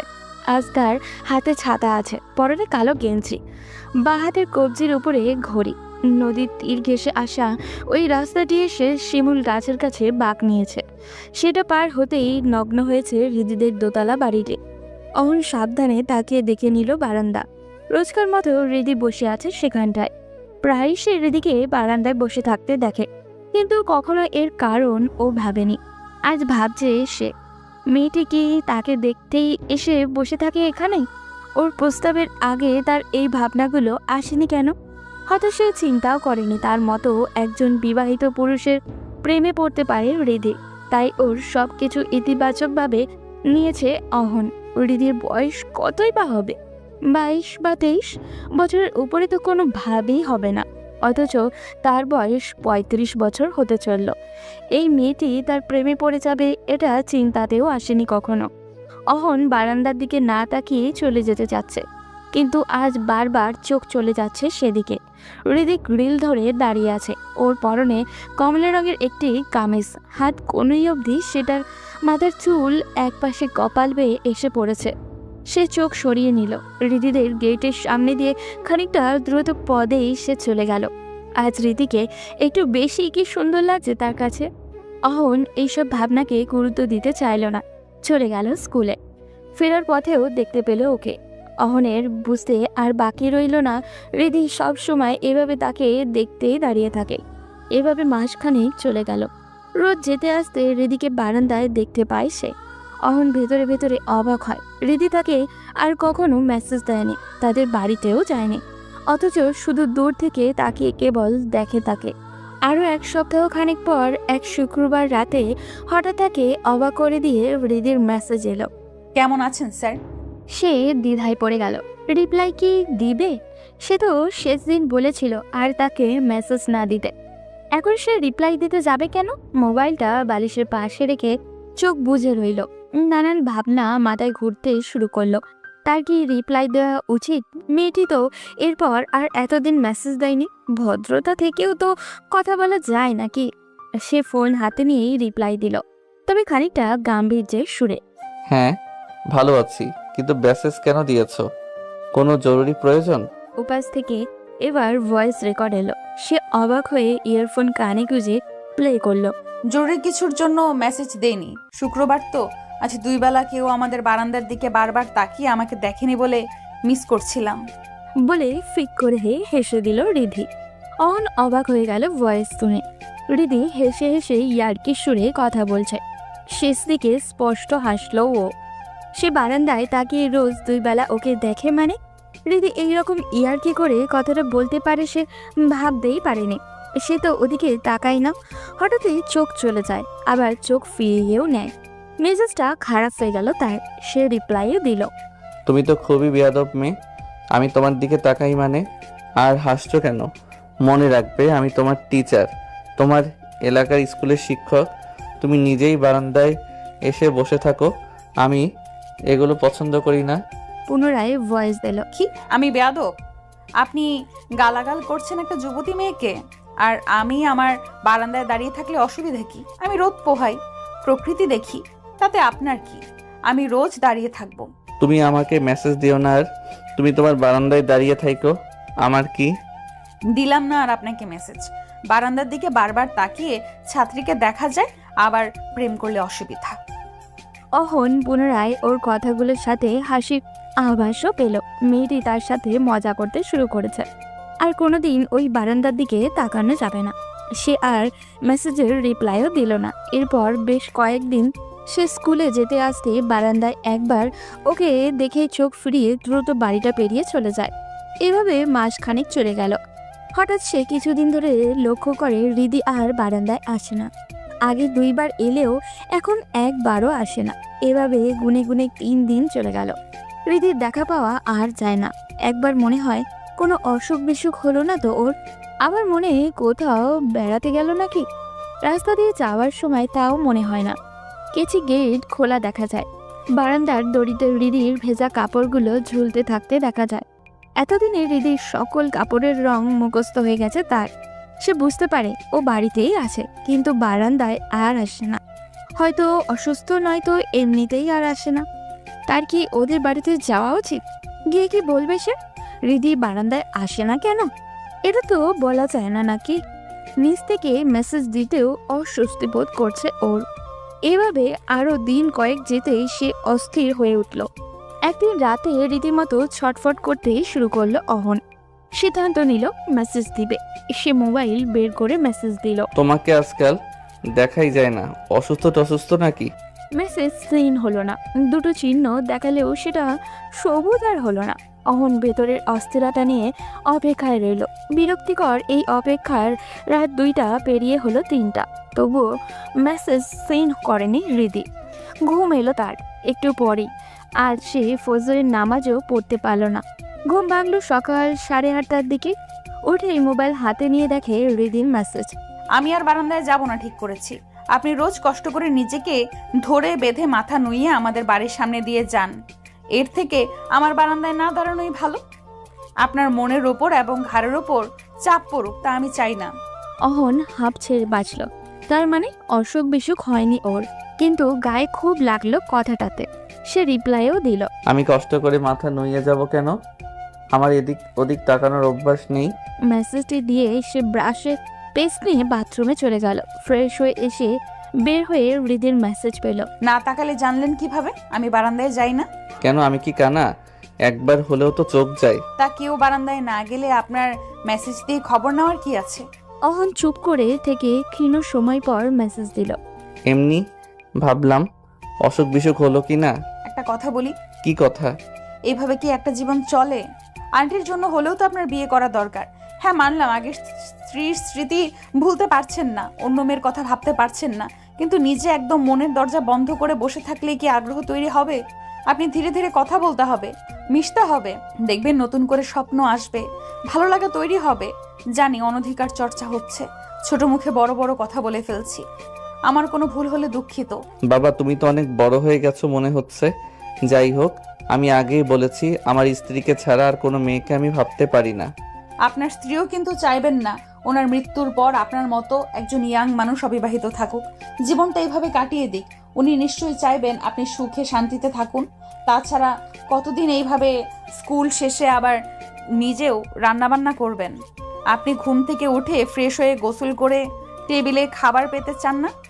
সন্ধ্যায় কেউ আপনার জন্য চা নিয়ে এসে পাশে বসুক চান না? ভেবে দেখুন কত সুন্দর হতে পারে আপনার জীবনটা। ভালো থাকো, আর কোনো কথা নয়। আমি মেসেজ দিয়েছিলাম অসুস্থ কিনা জানতে, আর কোনো কথা নেই আমার। বলে সে ডাটা অফ করে দিল। মেয়েটি তার মাথা নষ্ট করে দেবে মনে হচ্ছে। ক্ষীণ সময় পর পুনরায় ভাবে, সত্যিই তো তার দিন দিন কেমন যেন চিন্তা ভাবনা পাল্টে যেতে শুরু করেছে, যেন নতুন কোনো অনুভূতি তৈরি হচ্ছে হৃদিকে ঘিরে। এই ভাবনাগুলো মাথায় আসতেই তার মনে নতুন একটা ভয় বাসা বাঁধতে শুরু করলো। এই ভয় দূর করতে আর মাথা থেকে হৃদির চিন্তা সরাতে মোবাইল রেখে চলে গেল সে রোজকার কাজকর্মে। সকাল 9:30, হৃদি ছাদে চলে এলো। কিছুদিন থেকে এই রকমই করছে সে। কখন স্যার এদিকে আসবেন সেই অপেক্ষায় পায়চারি শুরু করলো। মিনিট 5 পরে শিমুল গাছের নিচ দিয়ে অহনকে আসতে দেখে ছাদের দেওয়ালের পাশে বসে গেল সে। শুধু চোখটা বের করে তাকিয়ে রইল। আজ তার পরনে ব্লু কালার টি শার্ট আর জিন্স পরেছে, বেশ লাগছে দেখতে। কাছাকাছি আসার পর হৃদি স্পষ্ট দেখতে পাচ্ছে অহন স্যার বারবার বারান্দার দিকে তাকাচ্ছেন। বেশ মজাও পাচ্ছে হৃদি। স্যার কি তার প্রতি খানিকটা দুর্বল হতে শুরু করেছেন? নিশ্চয়ই তাই, হৃদি অনুভব করতে পারে সেটা। মাঝে দুষ্টুমি চাপলো ওর। হোয়াটসঅ্যাপে মেসেজ দিল সে। এত দেখার মন চাইলে বিয়ে করে নিন, সারাদিন নয়ন ভরে দেখতে পারবেন। আমারও আর মায়ের বকা শুনে বারান্দায় বসে দেখতে হবে না। অহন পকেট থেকে মোবাইলটা বের করেছে। ও এখান থেকে দেখতে পাচ্ছে সেটা। মোবাইল হাতে নিয়ে মেসেজ সিন করে পুনরায় ঘুরে বারান্দার দিকে তাকালো। কই, কাউকে তো দেখতে না পেয়ে রিপ্লাই দিল। এসব ফাইজলামো কথাবার্তা আমি পছন্দ করি না দিদি। কিন্তু আমারও খুব পছন্দ। প্রিয় মানুষের সাথে একটু ফাজলামো না করলে হয়? আমি তোমার স্যার, বুঝে শুনে কথাগুলো বলো। এত স্যার স্যার করবেন না। আমি আপনার কাছে স্কুলে পড়িনি, টিউশনে কয়েকদিন পড়িয়ে খুব স্যার হয়ে গেছেন। 2 দিন পড়ালেও স্যার। থাকুন আপনার স্যার নিয়ে, যাকে দেখে প্রেম পায় তার সাথেই তো প্রেম করতে হবে। তোমার এসব ফাইজলামো বন্ধ করো। তোমার কি মনে হয় এখন আমার এসব প্রেম প্রীতির বয়স? না, বিয়ের বয়স। করবেন বিয়ে? তোমার রিপ্লাই দেওয়াই ভুল হয়েছে। তো দিচ্ছেন কেন? অফলাইন দেখলো এবার। দৃষ্টির সীমানার বাইরেও চলে গেছেন উনি। হৃদি রুমে এলো। তার ভীষণ ভালো লাগে এভাবে কথা বলতে, যেমন যেন এক অধিকার কাজ করে ভেতরে। এভাবে কথা বলার যে সে অধিকার রাখে। স্যার যাই বলুক ব্লক দেবে না তাকে, কাউকে বলবেও না। এইটুকু আশ্বস্ত যেন তার ভেতর থেকে কেউ তাকে করেছে। আজকাল অনুভব করতে পারে স্যারও তাকে পছন্দ করতে শুরু করেছে। মানুষটির মনের দরজায় কঠিনভাবে বন্ধ ছিল। নতুন করে হৃদির প্রেম জাগাতে হবে। মরুভূমিতে সবুজ বৃক্ষরোপণও করতে হবে। একটা গানের কথা মনে পড়ে গেল হৃদির। সে ইউটিউবে সার্চ দিয়ে বের করে সেটা শুনতে শুরু করলো। আমি পাথরে ফুল ফুটাবো শুধু ভালোবাসা দিয়ে, আমি সাগরের ঢেউ থামাবো শুধু ভালোবাসা দিয়ে। গানের লিঙ্কটা অমরনের হোয়াটসঅ্যাপেও পাঠিয়ে দিল সে। এরপর পুরো দুপুর একা একা এই গানটি গুনগুন করে গিয়ে কাটালো হৃদি। বিকেলের দিকে তার মাথায় দুষ্টু বুদ্ধি এলো। অহন স্যার যখন তাকে পড়াতে এলেন তখন সে নতুন মোবাইল পেল। স্পেন থেকে একজন দেশে এলে ওর কাছে দিয়ে পাঠায় বাবা। সে মোবাইলের সমস্ত কিছু স্যারের মাধ্যমে শিখতে হয়েছিল। মোবাইলের কিছু বুঝতো না রিদি, মা সেটা জানেন। তাই সে গিয়ে সুলতানা বেগমকে বলল, আম্মা, আমার ফেসবুকটায় কি জানি হয়েছে, ঢুকতে পারছি না, কিছুতেই কিছু হচ্ছে না। তুমি একটু অহন স্যারকে কল দিয়ে বলো না ক্লাস থেকে ফেরার পথে আমাদের বাসায় উঠতে। সুলতানা বেগম রান্নাঘরেই ছিলেন। ধমকের সুরে বললেন, ভালো হইছে, ফেসবুক গেছে, মোবাইলও যাক। সে কাঁদো কাঁদো গলায় বলল, এমন করো না তো আম্মু, কাল রাত থেকে এমনিতেই ঢুকতে পারতেছি না, দাও না একটা কল। তো তুই দে, আমাকে বলতেছিস কেন? আমি বললে কি উনি আসবেন? আর স্যারকে আমি কিভাবে বলবো আমার ফেসবুক ঠিক করতে এসে দিতে? বাবা, এটা দেখে আবার বুঝিস। দাও না আম্মু, তুমি এখন সুযোগ পেয়ে লেগে গেছো। দে, কল ধরিয়ে দে, তোর জ্বালায় আমি আর বাঁচছি না। রিদি মুচকি হেসে স্যারকে মায়ের সাথে কল ধরিয়ে দিল। সুলতানা বেগম কথা বললেন অহনের সাথে। সে আসবে বেলায় 3টার আগে রিদি নিজে হাতে নুডলস বানালো অহনের জন্য। গোসল করে সাজগোজ করে ভালো জামা কাপড় পরল সে। 3:30 বাজতেই সে বারান্দায় না গিয়ে মনে মনে অপেক্ষা করতে শুরু করলো। ঠিক 3:40 তাদের দরজায় নক পেয়ে দ্রুত পায়ে এগিয়ে গেল রিদি। খুলে দিল দরজা। অহন দাঁড়িয়ে আছে। কি সুন্দর লাগছে দেখতে। মধ্যবয়সী পুরুষ মানুষের সৌন্দর্যটা অন্যরকমই হয়। সেটাই বুঝি প্রেমে পড়ল রিধি। কি হলো? সরে দাঁড়াও। জি আসুন। অহন গিয়ে ড্রয়িং রুমে বসে বলল। কি হয়েছে তোমার ফোনে? দেখি আনো। রিধি সামনে দাঁড়িয়ে গিয়ে নরম গলায় বলল, এত তাড়াহুড়ো করছেন কেন? দেখবেন পরে আমি আপনার জন্য নিজ হাতে নুডলস বানিয়েছি, নিয়ে আসি, বসুন। না, আমি কিচ্ছু খাবো না এখন, আম্মু অপেক্ষা করবে। ভাত খেতে তো বলছি না, বসুন, আসছি। না, বলছি তোমাকে, আমি শুধু আন্টির কল পেয়ে এলাম। ও আচ্ছা, আপনি কি তাহলে বালতিসা মার্কা পরিদের বিশ্বাস করতে শুরু করেছেন নাকি? খাবারের সাথে কিছু মিশিয়ে আমি জাদু করব না, এতটাও ছেঁচড়া মেয়ে হৃদি নয়। শেষের কথাটা শুনে চুপ হয়ে গেল অহন। রিধি গিয়ে ট্রেতে করে চা এবং নুডলস নিয়ে এসে বসল। সুলতানা বেগম শুয়েই পড়েছিলেন। তিনিও উঠে এসে ভালো মন্দ কথা বলে গেলেন। রিধি পাশে বসে অহনের সাথে নুডলস খেলো, চাও খেলো। তার ভীষণ ভালো লাগছে আজ। মানুষটাকে আপন কেউ লাগছে। নুডলস আর চা শেষ করে অহন বলল, আমি উঠলাম তাহলে। রিধি ভ্রু কুচকে তাকিয়ে বলল। আমার মোবাইল দেখা তো এখনো বাকি। অহন ওর দিকে তাকিয়ে নিচু গলায় বলল, আমি ভালো করে জানি এটা তোমার নাটক ছিল। রিধি ফিক করে হেসে বলল, আর একটু বসুন না। বেশি বাড়াবাড়ি করে ফেলছো, আন্টি কিন্তু সবই বুঝবে। কেউ কিছু বুঝবে না। আমি উঠলাম। বলে অহন উঠে দাঁড়াতে রিধি ওর পথ আঁকলে ভীষণ অধিকার নিয়ে গাল ফুলিয়ে দাঁড়িয়ে বলল, যেতে দেব না। কি পাগলামো শুরু করেছো? আন্টি দেখে ফেলবে এসে। তাহলে বলুন আজ রাতে আপনি খাওয়া দাওয়া শেষে ফ্রি হয়ে কল দিবেন, আমরা প্রতিদিন রাতে ফোনে কথা বলবো। ইস, কি যে ভালো লাগবে। অহন দাঁত কটমট করে তাকিয়ে ওকে ঠেলে সরিয়ে রুমের বাইরে গিয়ে বলল, আন্টি কোথায়? আমি যাচ্ছি।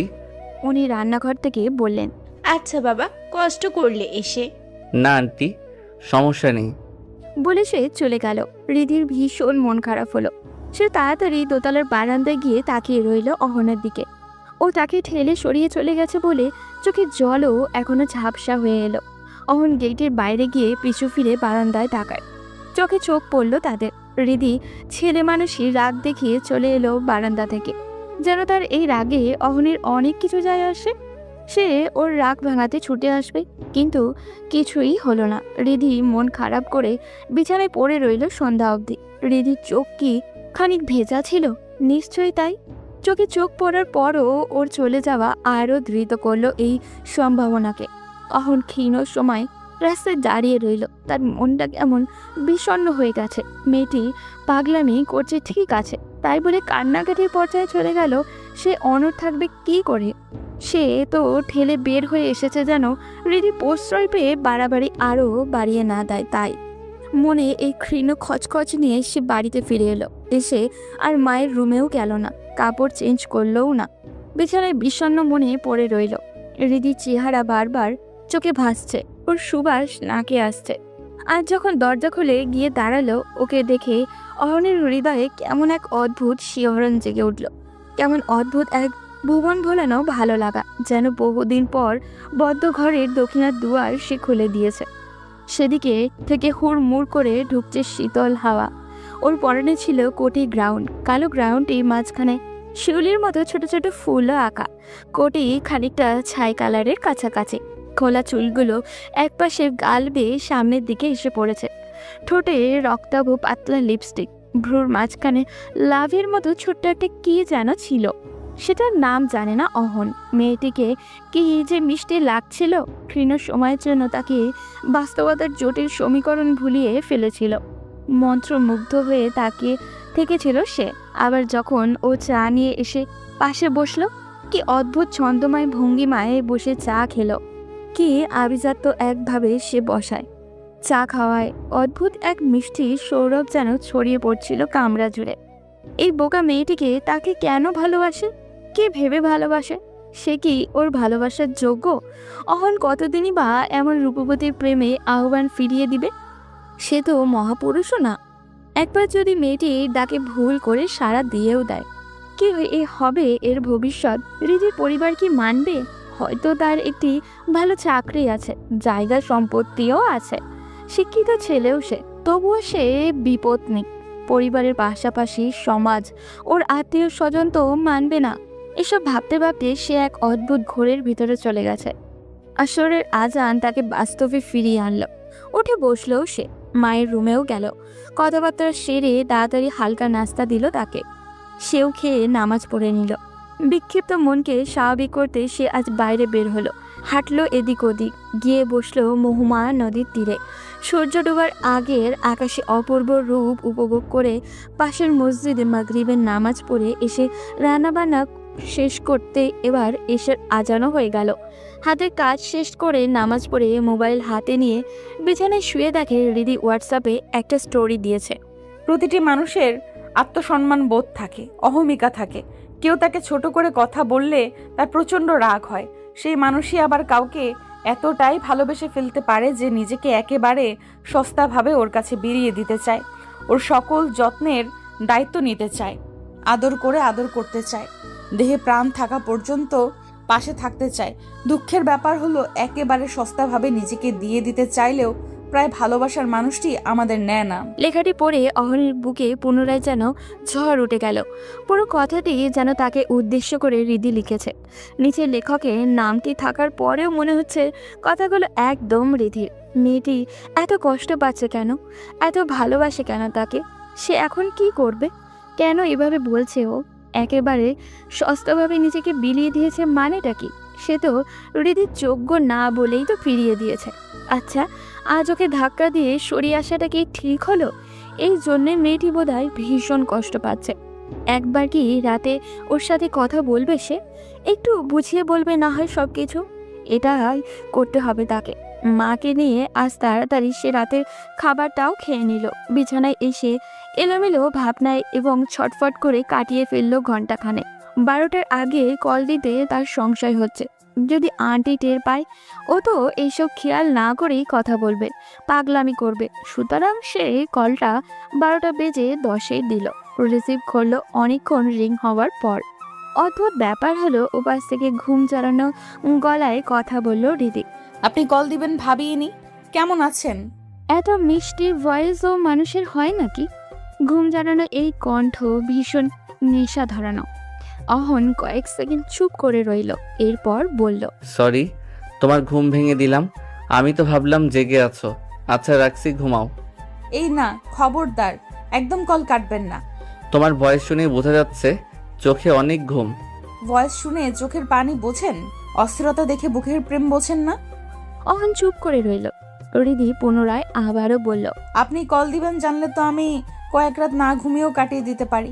ঘুমিয়েছি কারণ কল্পনাও করিনি কল দেবেন। আসলে কল দিলাম ভেবেছি বিকালে এভাবে চলে আসায় তুমি মন খারাপ করলে কি না? বাবা, তাহলে তো এখন আমার সারা জীবন মন খারাপ করে বসে থাকতে হবে, যেহেতু মন খারাপ থাকলেই আপনার কল আসবে। স্মিত হাসল অহন। মেয়েটি এত প্রাণবন্ত কেন? কাছে ঘুম থেকে উঠেও একদম স্বাভাবিকভাবে কথা বলছে। সে ক্ষীণ সময় চুপ থেকে বলল, কেমন আছো? আলহামদুলিল্লাহ ভালো। আন্টি কেমন আছেন? আলহামদুলিল্লাহ ভালো। খেয়ে ঘুমিয়েছিলে? হ্যাঁ। এখন রাখি।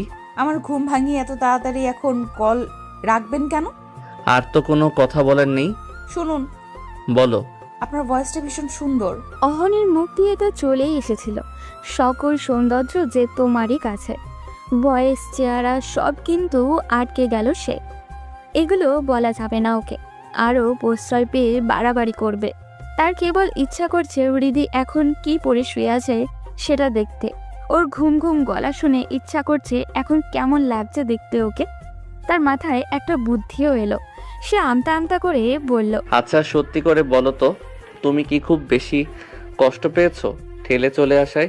হৃদি কোনো জবাব দিল না। অহন পুনরায় বলল, বারান্দায় তো তোমার চোখে জল দেখলাম, আর হোয়াটসঅ্যাপ স্টোরি কি দিয়েছো? যাই হোক সেটা থাক।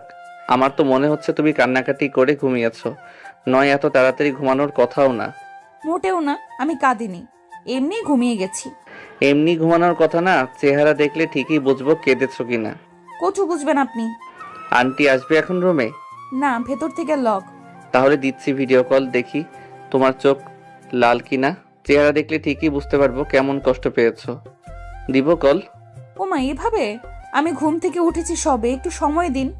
অহন ওকে রেডি হতে দিতে চাচ্ছে না। তার কেন যেন একদম এখনই কিরকম লাগছে সেটা দেখতে চাচ্ছে। এখন কি পোশাক, কিরকম ঘুম ঘুম চেহারা, চুল কেমন এলোমেলো, এসব দেখবে সে। অহন বাধা দিয়ে বলল, না, তুমি মুখটাও ধোবে না, কেবল বাতিটা জ্বালিয়ে যেরকম বসে কথা বলেছো সেরকম বসে থাকবে। আপনিও দেখি ভালো পাগলামও জানেন। কল দেব? রিধি বাতি জ্বালিয়ে দিয়ে বলল। কল দিন। অহন সোফায় গিয়ে বসলো। এখানে আলোটি বেশি আছে। ভিডিও কল দিল ওকে। রিসিভ করলো রিধি। ওকে দেখেই যেন বুকের রক্ত চলকে উঠল, তার গায়ের লোম নাড়া দিয়ে উঠল। এত ভয়ানক সুন্দর লাগছে মেয়েটিকে। বালিশ কোলে নিয়ে বসে মোবাইল সামনে কিছু একটাতে রাখছে মনে হচ্ছে। পরনে কালো একটা গেঞ্জি আর ট্রাউজারের মতো কিছু একটা হবে। ফর্সা হাত দেখা যাচ্ছে ওর, চুলগুলো এলোমেলো হয়ে আছে। ও বালিশে কোণে ঠেকিয়ে বুকে হাত বেঁধে আছে। মেয়েলি অঙ্গগুলো আরো স্পষ্ট হওয়ায় তাদের মধ্যেকার ছাত্রী শিক্ষকের সামান্য অস্বস্তিটুকু যেন ঝেঁটিয়ে বিদায় করে দিয়েছে। দেখি কি মনে হচ্ছে, কেঁদেছি? ঘর থেকে বের হলো অহন। আমতা আমতা করে বলল, না ঠিক আছে। আপনাকে ভীষণ সুন্দর লাগছে। চুলগুলো হাত দিয়ে এভাবে ঠিক করবেন না। কিছু বললে আবার বলবেন স্যারকে এসব কি বলছি। অহন হেসেই ফেলল। তারপর চুপ করে ওর দিকে তাকিয়ে থেকে বলল, তোমার চেহারা একদম শিশু সুলভ লাগছে এখন। ঘুম থেকে উঠলে এরকম হয় নাকি? আমি জানি না তো, কেউ বলেনি। কিছুটা যেন ফুলে আছে গালগুলো। এগুলো কি কাঁদলে হয়? ঠিক আছে, রাখছি এখন। রিধি দীর্ঘশ্বাস ছেড়ে বলল। ঠিক আছে জনাব। ওর জনাব বলার ধরন দেখে অহন কিছুটা বলতে গিয়েও থেমে গেল। কথায় মেয়েটির সাথে পারা খুবই মুশকিল। এমনভাবে বলছে যেন সে ওর প্রেমিক বা বর, অথচ জিজ্ঞাসা করলে ঠিকই বলবে যে স্যার তো জনাবই হয়। কথা না বাড়িয়ে সেও কল কেটে দিল। সাথে সাথেই মেসেজ দিল রিধি। ঘুমটা একদম কেড়ে নিলেন আপনি। কল কাটতেই মন কেমন করছে। অহন চুপচাপ বসে রইল সোফায়। সে কি রিপ্লাই দিবে? মন তো তারও করছে। মেয়েটি তো তাকে পাগল করেই ছাড়বে। এইরকম একটা মেয়েকে সে যতটুকুই এড়িয়ে চলেছে সেটাই তো তার জন্য বিলাসিতা। আর কতটুকুই বা পারবে অহন? আবার যদি প্রেমে জড়িয়ে যায়, এটা তো হৃদির ভবিষ্যতের জন্য ভালো হবে না। এছাড়া কেউই সম্পর্ক মানবেও না। হৃদি পুনরায় মেসেজ দিল। জানেন স্যার, আজকাল আমার পড়ালেখা আইএলস দিয়ে বিদেশ যাওয়ার স্বপ্নই আসে না। তাহলে? আমার ইচ্ছে হয় আপনাকে বিয়ে করব, আমাদের সুন্দর একটা সংসার হবে। সন্ধ্যায় দুজন চেয়ারে পেয়ালা হাতে বসে গল্প করব। ভোরে আপনাকে নিয়ে ছাতে রেখে খাইয়ে রাস্তা অবধি স্কুলের জন্য এগিয়ে দেব। আসলে সবাই কেন পড়াশোনা করতে হবে? সবার স্বপ্ন কেন একই রকম হবে? আমার স্বপ্ন আপনার স্ত্রী হওয়া, আপনার থেকে ভালোবাসা পাওয়া। আমি জানি আপনি অনেক রোমান্টিক, অনেক ভালো একজন প্রেমিক, শুধু আমাকে ধরা দিচ্ছেন না।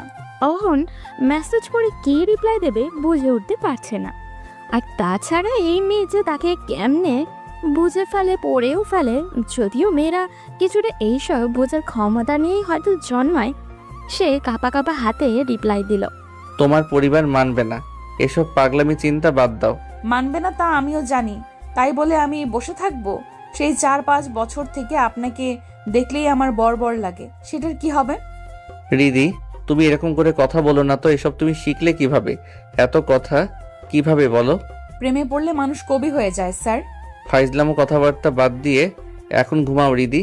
হ্যাঁ, ঘুমাতে হবে। আজ আপনি আমার স্বপ্নে আসবেন শিওর। স্বপ্নে আসবো মানে? আপনাকে নিয়ে আমি কত স্বপ্ন দেখি। গতকালই তো দেখলাম আমরা চাঁদনি রাতে মহুমায়া নদীতে নাও নিয়ে ঘুরছি। আমি আপনার কোলে হেলান দিয়ে বসে আছি, আপনি আস্তে আস্তে বৈঠা টানছেন। আচ্ছা স্যার, এসব স্বপ্ন একদম বাস্তব, তাই না? বিয়ের পর তো আপনি আমাকে নিয়ে শিওর এভাবে ঘুরবেন। অহন চুপ হয়ে গেল। তার পুরাতন স্মৃতি মনে পড়ে গেল।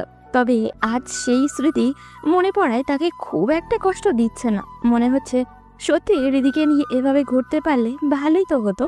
কিন্তু হৃদি এগুলো জানলো কি করে? সে নিশিকে নিয়ে চাঁদনি রাতে মহুমায়া নদীতে ঘুরতে একটা লোকে কি জানতো? জানতে পারে, কেউ কেউ দেখেছেও হয়তো। বিশেষ করে নদীর পাড়ে লতির চাচার নাতনি তো, ওরাও বলতে পারে। অহন জিজ্ঞাসা করেই ফেলল, চাঁদনি রাতে তোমাকে নদীতে নিয়ে ঘুরবো কেন মনে হলো? এলাকার কেউ ঘুরে বলে তো জানি না। এলাকার কেউ ঘুরে না, আমরা ঘুরবো, এত জানতে হবে না আপনার। অহন আরো কিছুক্ষণ চুপ থেকে বলল, আগে বলেছিলে আমি অনেক রোমান্টিক, সেটাই বা তোমাকে কে বললো? কেউ বলার আছে নাকি? আপনার কোনো প্রেমিকা কি আছে যে আমাকে বলার কথা এসব? এমনিই বললাম। আপনি না ঘুমাবেন, ঘুমান তো এখন। বাই। অহন বুঝতে পারছে হৃদি কিছু একটা লুকোচ্ছে। তবু কথা না বাড়িয়ে সে সত্যি ঘুমাতে চলে গেল। নিজের বোকামের জন্যই হৃদির নিজের চুল নিজেই টেনে ছিঁড়ে ফেলতে মনে করছে। কি থেকে কি বলা শুরু করেছে সে? স্যারের সম্পর্কে এগুলো জেনেছিল নীলার থেকে। ওদের বাড়ি স্যারের বাড়ির পাশেই। যদিও নীলা অনার্স পড়েছে এখন শহরে থেকে, ওর এখন গ্রামে থাকে না। নীলা স্যারের কাছে ক্লাস 9 থেকে পড়তে যেত। দুজন ক্লাসমেট হওয়ায় নীলা স্যারের সম্পর্কে নানান গল্প করত। চাঁদনি রাতে নদীতে ঘুরতে যাওয়ার ঘটনাও সে ওর কাছ থেকেই শুনেছে। স্যার তার স্ত্রীকে অনেক ভালোবাসতেন, সেটাও বলতো। তাছাড়া স্যারের স্ত্রী এভাবে হঠাৎ মারা যাওয়ায় এলাকায় অনেক আলোড়ন তুলেছিল। সকলেই ভীষণ কষ্ট পেয়েছিল। মুখে মুখে গ্রামের মানুষ তাদের ভাষায় গল্প করতে অনেকটা এইরকম। অহন ছেলেটা অনেক ভালো, মাকেও যেমন যত্ন করে স্ত্রীর প্রতিও সে ভীষণ যত্নশীল। ওর স্ত্রী প্রেগনেন্ট যখন ছিল নিজ হাতে রেঁধে নিজেই মুখে তুলে খাইয়ে দিত। কেউ তাদের বাড়িতে গেলে ওদের আচার আচরণ এক আরেকজনের প্রতি শ্রদ্ধা ভালোবাসা দেখে খুবই অবাক হতো। কেননা গ্রামেগঞ্জে এরকম দম্পতি দেখে কেউ অভ্যস্ত ছিল না। গল্প করতেন হৃদির মা সুলতানা বেগম। আহারে, কত কম বয়সে ছেলেটা বউ হারাইলো, খুব নাকি কেঁদেছে। মাসের পর মাস কারো লগে কথাই বলে। সবার মুখে এইসব শুনে হৃদিরও ভীষণ কষ্ট হতো। এরপর স্যার যখন ইন্টারে ওকে পড়াতে আসতে শুরু করলেন, ধীরে ধীরে মানুষটিরও আচরণ কথাবার্তা সৌন্দর্যের পাশাপাশি তার চোখের বিষণ্ণতাও হৃদিকে আকৃষ্ট করে ফেলে। মনে হতে থাকে উনি বিবাহিত হলেও একজন প্রকৃত প্রেমিক পুরুষ, যে নারীকে প্রকৃতভাবে সম্মান দিতে জানে, যত্ন করতে পারে, ভালোবাসতেও পারে। এরকম একজন জীবনসঙ্গী তার হলে কি ভালো হতো না? এভাবে যদি ক্রমশই প্রেমে পড়ে যায় মানুষটির, ঘুমে ওর একটু দেরিতেই আজ এলো। তবুও উঠল 9টার আগে। তাড়াতাড়ি ফ্রেশ হয়ে নাস্তা করে বারান্দায় চলে গেল। খুবই দ্রুত করলো সবকিছু। অহন স্যারের দেখা মিলল 9টা 45-এ। গেটের সামনে দিয়ে যাওয়ার সময় দুজনের চোখাচোখিও হলো। মুচকি হাসলে অহন স্যার, সেও হাসি ফিরিয়ে দিল। মনটায় যেন ভালো হয়ে গেল হৃদির। স্যার এখন গেট পেরিয়ে চলে গেছেন। কিছুটা কি পিছু থেকে দেখছে হৃদি। আজ পরনে ইন ছাড়া সাদা শার্ট আর কোনাই অবধি গোটানো। ভীষণ ভালো লাগছে ওনাকে। ওনাকে সকল কাপড়েই বেশ মানায়। লম্বা আর কিছুটা স্বাস্থ্য ভালো হয় কিনা কে জানে। দেখতে দেখতে উনি দৃষ্টির সীমানার বাইরে চলে যাচ্ছেন। এর ভেতর কয়েকবার পিছু ফিরে তাকে দেখলো। আজ রাত ঠিক 12টায় কল দিয়ে ফেললো হৃদি। রিসিভ করলেন স্যার, যারা ওর কলেরই অপেক্ষায় ছিলেন। দুজন কথা বলতে বলতে স্যার হঠাৎ বলে ফেললেন, তুমি বারান্দায় পায়ের উপর পা রেখে থুতনিতে হাত থেকে এভাবে বসো কেন রোজ? কেন বিশ্রী লাগে? না, বলতে চাইছি এটা কি বসার কোনো ফ্যাশন বা কোথাও কোনোভাবে কি জেনেছো এভাবে বসলে মেয়েদের ভীষণ আভিজাত্য ভাব ফুটে ওঠে? তাই নাকি? আমি তা তো ভেবে বসি না। বসে কিভাবে যে তাকিয়ে থাকো বাবা। কিভাবে তাকাই? থাক, এত জানতে হবে না, শুধু বলবো তুমি খুব দক্ষভাবে আমাকে দুর্বল করে দিচ্ছ। এর ফল কিন্তু দুজনের জন্যই ভালো হবে না। না হোক ভালো, আর আপনিও আমাকে পছন্দ করে ফেলেছেন, এটা স্বীকার করে নিলেই হয়। উপাস থেকে সাথে সাথে অহন প্রতিবাদ করলো। পছন্দ করে ফেলেছি মানে আমি অপছন্দ করতাম কখন? আমি আগের মতোই আছি। আগে যে বললেন আপনি দুর্বল হয়ে যাচ্ছেন, তার মানে কি আপনি আসলে প্রেমেই পড়ে গেছেন? একদম না, আমাদের প্রেম বা বিয়ে এগুলো সম্ভব না। স্যার, বলো। ভাবুন কেউ আপনাকে তীব্রভাবে ভালোবাসে, এমন একটি মেয়ে এই নিঝুম রাতে আপনার পাশে আছে, সে আপনাকে কত যত্ন করবে, ভালোবাসবে ভেবে দেখুন, কারণ সে তো আপনাকে ভালোবাসে। আমারও তো তাকে ভালোবাসা লাগবে। আপনি আমাকে ভালোবাসেন না বুঝলাম, ঘৃণা বা অপছন্দও তো করেন না। না, তা না। তাহলে সত্যি করে বলুন, আমার সঙ্গ আপনার ভালো লাগবে না? ভালোবাসা না হয় বিয়ের পরেই হয়ে যাবে। অহন চুপ করে রইল। রিদি পুনরায় বলল, আচ্ছা, আমার প্রতি আপনার কি কোনো অনুভূতি কাজ করে না? আমি তো ফিল করি আপনিও আমাকে ভীষণ পছন্দ করেন। এটি কি তাহলে আমার মনের ভুল? না, মনের ভুল হতে যাবে কেন? তাহলে? আচ্ছা, রীতি ভিডিও কল দেই, কি বলো? ওমা, তা কেন? না মানে তুমি কেমন ইমোশনাল হয়ে গেছো, কাঁদছো টাচ্ছো মনে হচ্ছে। কি বলেন? আমি কি যখন তখন কাঁদি নাকি? ওপাশে স্যারের আমতা আমতা শুনতে পেল হৃদি। তারপর নিজেই বলল, আচ্ছা দিচ্ছি ভিডিও কল। বলে কল কেটে ভিডিও কল দিল সে। অহন কল পেয়ে তাড়াতাড়ি বিছানা থেকে উঠে বসলো। কেমন যেন বিব্রত বোধ করছে ও। হঠাৎ সে কেন ভিডিও কলের কথা বলে বসলো? এটা ঠিক, ওর ভয়েস শুনে তার কেন যেন দেখতে ইচ্ছা করে, তাই বলে এভাবে বলে ফেলবে? সে তাড়াতাড়ি বাতি জ্বালিয়ে গেঞ্জিটা গায়ে চাপিয়ে সোফায় গিয়ে বসে রিসিভ করলো। স্ক্রিনে ভেসে উঠল হাস্য জলের দিকে। সে উপর হয়ে শুয়ে মোবাইলে সামনে রেখে থুতনিতে হাত রেখে শুয়ে আছে, চুলগুলো সামনের দিকে ঝুলে আছে। অহন হাত নেড়ে হ্যালো বলল। হৃদি কিছু না বলে অনেকক্ষণ তাকিয়ে থেকে চোখ মেরে দিল তাকে। অহন চমকে উঠল, নিজেকে সামলেও নিল, না বোঝার ভান করে বলল, আন্টি ঘুমিয়ে গেছেন? হৃদি এবার কিছু না বলে ঘৃণার সময় তাকিয়ে বলল, লাভ ইউ জনাব, প্রচন্ড ভালোবাসি আপনাকে। অহনের এত ভালো লাগছে ওর এই কাজগুলো, সে কৃত্রিম রাগ দেখানোরও যথেষ্ট রসদ মনে থেকে জোগাড় করতে পারছে না। তার কেমন চেহারায় হাসি ছড়িয়ে পড়ে যাচ্ছে। যতটুকু পারা যায় কথাগুলো এড়িয়ে দেওয়ারই চেষ্টা করছে অহন, কিন্তু ওর সৌন্দর্য কি এড়ানো সম্ভব? বারবার রেডির চোখের মায়ায় হারিয়ে যাচ্ছে ও যখন অবাধ্য চুলগুলো সরিয়ে নিজের কানে গুঁজে দেয়, তখন সে শ্বাস নিতেই যেন ভুলে যাচ্ছে। হৃদির ঠোঁট, শিশু সুলভ মায়াবী চেহারা, এগুলো তাকে চুম্বকের মতো আকর্ষণ করে। একটু আগে যে হৃদি চোখ মেরে নিজেই লজ্জা পেয়ে হেসে মুখে বিছানায় মুখ লুকিয়ে নিল, কি যে ভালো লেগেছে অহনের, তা ভাবনার ব্যাঘাত ঘটালো হৃদির মধুর ডাক। স্যার, কি? ফিসফিস করে হৃদি বলল, ভিডিও কলে যেভাবে আমি শুয়ে তাকিয়ে আছি, বিয়ের পর রাতে আমরা এইভাবে শুয়ে একজন আরেকজনকে দেখে গল্প করব। অহনের বুকে তোল পার শুরু হয়, গায়ে কাটা দেয়। সত্যি কি এইরকম কপাল তার আছে? এই মিষ্টি মেয়ে কি সত্যিই তার স্ত্রী হতে পারে? তার চুপ থাকা রেখে হৃদি পুনরায় বলল, অবশ্য আপনি যদি বিয়ে করেন তারপর হয়তো আমাকে পছন্দই না, তাই এসব স্বপ্নের আশাও করা বোকামি। পছন্দ না হলে ভিডিও কলে কথা বলতাম না রিদি। বলে থেমে গেল অহন। হৃদি নিজেকে এভাবে ছোট করে কথা বলে অহনের কেমন মাথা ঠিক থাকে না আজকাল। হৃদি মুচকি হেসে বলল, তার মানে পছন্দ করেন? তার যেন রাগে হলো, রাগান্বিত গলায় বলল, রোজ এগুলো কেন বলো? তুমি নিজেকে জানো না? আয়নায় দেখো না নিজেকে? তোমাকে অপছন্দ করার কি আছে? রোজ বলি যে আমাদের এই সম্পর্ক কেউ মানবে না, তুমি পড়ে আছো পছন্দ অপছন্দ নিয়ে। রেগে যাচ্ছেন কেন? জানি না, আমার সবকিছু কেমন অসহ্য লাগছে। কি করব, কি করতে যাচ্ছি কিছুই বুঝতে পারছি না। আপনি চাপ নিচ্ছেন তাই। অন্তত আমার সাথে মন খুলে কথা বলুন, এরপর দুজনেই চাপটা ভাগাভাগি করব, মানা না মানা নিয়ে কথা বলবো। আপনি যদি সত্যি আমাকে চান আবার আমার কাছে আড়াল রাখেন, তাহলে তো চাপ ফিল হবেই। অহন চুপ হয়ে গেল। হৃদি মুচকে হেসে বলল, আচ্ছা, একটা কাজ করা যাক। আমি আগামীকাল ভার্সিটি থেকে ফেরার পথে আন্টিকে দেখতে আপনাদের বাড়িতে যাব। আপনি তখন নিজের বিছানায় শুয়ে থাকবেন, আমি আপনার রুমে যাব, গিয়ে পাশে বসে আপনার মাথায় হাত বুলিয়ে দেব। যদি আপনি আমাকে না চান তাহলে বিছানা থেকে উঠে বসবেন, আর যদি আমাকে ভালোবাসেন শুয়ে থেকেই কথা বলবেন। সহজেই আপনার ভালোবাসা প্রকাশ করা হবে। অন্যদিকে বলে থেমে গেল হৃদি। খানিকটা আবেগী শোনালো ওর গলা। অহন এতক্ষণ চুপ থাকলেও এখন বলল, অন্যদিকে কি? আমার ভীষণ শখ আপনার চুলে হাত বুলিয়ে দেওয়ার। বলে কল কেটে দিল হৃদি। অহন সোফায় চুপচাপ বসে রইল। এখন তো মনে হচ্ছে এই মেয়েকে বিয়ে করতে না পারলে সে নিজেই পাগল হয়ে যাবে।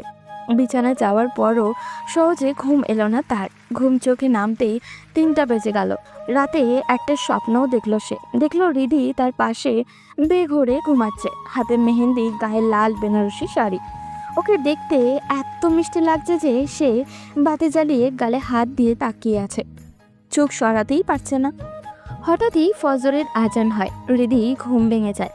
তাকে এইভাবে তাকিয়ে থাকতে রেখে কাঁচা ঘুম থেকে উঠে মুখে হাত দিয়ে ফিক করে এসে উঠল, যেন সে ঘুমেই ছিল না। এরপর সত্যি ফজরের আজানও হলো। ঘুম ভেঙে গেল অহনের। উঠে বসার পর তার নিজেকেই পাগল পাগল লাগছে। টেবিল থেকে গিয়ে গ্লাসে জল ঢেলে খেয়ে আবারও এসে ঘুমিয়ে গেল। বিকেলে 3:30টায় অহনদের বাড়ির সামনে এসে হৃদি রিক্সাকে থামতে বলল। ভাড়া চুকিয়ে এসে সোজা সাজেদা বেগমের রুমে ঢুকে সালাম দিয়ে দিল সে। তিনি ফোনে কার সাথে যেন কথা বলছিলেন, বসতে বললেন তাকে। ফোন রাখার পর বললেন, কেমন আছো মা? এতদিন পর আইতে মন চাইলো। হ্যাঁ আন্টি, ওই দিন হঠাৎ ফোন আসায় চলে গেলাম, তাই আজ মনে হলো দেখে যাই আপনাকে। ভালো করছো আসছো। তোমার মা কেমন আছে? জি আলহামদুলিল্লাহ ভালো। স্যার কোথায় দেখছি না যে? কি জানি, আজ এসে কইলো মাথা ব্যথা, তাই হয়তো শুইয়া রয়েছে। স্যারের কাছে আমার IELTS এর বিষয়ে কিছু বোঝার ছিল, দেখি গিয়ে ঘুমে নাকি জেগে আছেন। আসছি আমি। আচ্ছা যাও। অহনের দরজা ভেজানো ছিল। হৃদি ঠেলে খুলে সালাম দিল। অহন শুয়ে থেকে জবাব দিয়ে বলল, আসো। হৃদি লাজুক হেসে ভেতরে গেল। ওনার পরনে কালো ট্রাউজার, গায়ে ব্লু একটা গেঞ্জি, পাশ ফিরে শুয়ে আছেন। সে বিছানার সামনে গিয়ে দাঁড়ালো। হৃদি অন্যদিকে তাকিয়ে দাঁড়িয়ে বলল, আপনি আগে চোখ বুজে নিন। কেন? জানি না। আচ্ছা ঠিক আছে। বলে অহন মুচকি হেসে সোজা হয়ে বুকে হাত বেঁধে এক পায়ের ওপর আরেক পা রেখে শুয়ে রইল। হৃদি ওর দিকে ফিরে তাকালো। আস্তে আস্তে বসলো বিছানায়। তার শ্বাস প্রশ্বাস ভারী হতে শুরু করলো। ডান হাত বের করলো ও। কাঁপছে হাতটি। সে কাঁপা কাঁপা হাত নিয়ে অহনের কপালে রাখলো। তারপর আস্তে আস্তে আঙুল ডুবিয়ে দিল ওর চুলে। হৃদির ঘোর লেগে যাচ্ছে। মনে হচ্ছে রোজকার মতো কোনো স্বপ্ন দেখছে ও। ক্ষীণ সময় পর সে ফিসফিস করে বলল, স্যার, আজকে এই দিনটা কি সত্য? আমার বিশ্বাস হচ্ছে না। অহন চুপ করে রইল। হৃদি পুনরায় আবারও বলল, আমি জানতাম আপনিও আমাকে ভালোবাসেন, তাই অধিকার নিয়ে এত বাড়াবাড়ি করতে সাহস পেতাম। অহন চোখ খুলে পাশ ফিরে ওর হাতটি নিজের হাতে নিল। তারপর হৃদির দিকে তাকিয়ে বলল, তোমাকে ভালো না বেশে তো পারা যায় না। তোমার মিষ্টি মিষ্টি কথা, হাসি, সুন্দর চোখ, ঘন কালো চুল, মায়াবী চেহারা, এই সব কিছুর জন্য প্রেমে পড়তে আমি বাধ্য হয়েছি। হৃদির চোখে জলে ঝাপসা হয়ে এলো। সে এক হাতে মুছে নিল অশ্রু, চোখে হেসে বলল, ভাববেন না আমি ছিচকা দুনে। চোখে জল আসছে কারণ আমার কাছে সবকিছু স্বপ্ন মনে হচ্ছে। সবই বাস্তব ম্যাডাম। একটা চিমটি দেন না হাতে প্লিজ। আপনি আমার হাতে হাত ধরে আছেন, এটা আমি কিভাবে বিশ্বাস করব বলুন? অহন ওর হাতে আলতোভাবে কামড় দিয়ে দিল। উফ করে উঠল হৃদি। কৃত্রিম রাগ দেখিয়ে বলল, তাই বলে কামড় দিয়ে দেবেন? এবার ভালো করে বুঝলে তো বাস্তব নাকি স্বপ্ন। জি, বাস্তব স্বপ্নের মতো হয়ে গেছে। এখন আর শুয়ে থাকতে হবে না, উঠে বসুন। অহন উঠে বসলো। তারপর খানিকক্ষণ হাত ধরে বসে ওর দিকে তাকিয়ে থেকে বলল, হ্যাঁ দিদি, আমিও তোমাকে প্রচণ্ড ভালোবাসি। আর এটা আজ তোমাকে জানিয়ে সত্যিই নিজেকে অনেক হালকা লাগছে। স্যার, আমার একটা কথা রাখবেন? হ্যাঁ বলো। একবার আপনাকে শক্ত করে জড়িয়ে ধরতে পারি? অহন চুপ হয়ে গেল, কিছু বলল না। হৃদি এগিয়ে গিয়ে শক্ত করে জড়িয়ে ধরল অহনকে। হৃদির আজকাল অন্যরকম প্রশান্তি কাজ করছে। ওর সাহস বেড়ে গেছে হাজারো গুণ। অহন আস্তে করে বলল, এভাবে সারা জীবন জড়িয়ে রাখতে পারবে আমায়? খুব পারবো, এভাবেই শক্ত করে জড়িয়ে রাখবো আপনাকে, খুব ভালোবাসি আপনাকে। বলে ঠুপ করে একটা চুমু খেলো অহনের কপালে। অহনও তার ফাজিল প্রেয়সীকে শক্ত করে নিজের বাহুডোরে আবদ্ধ করলো। তাদের ভালোবাসা খুব শীঘ্রই পূর্ণতা পাক।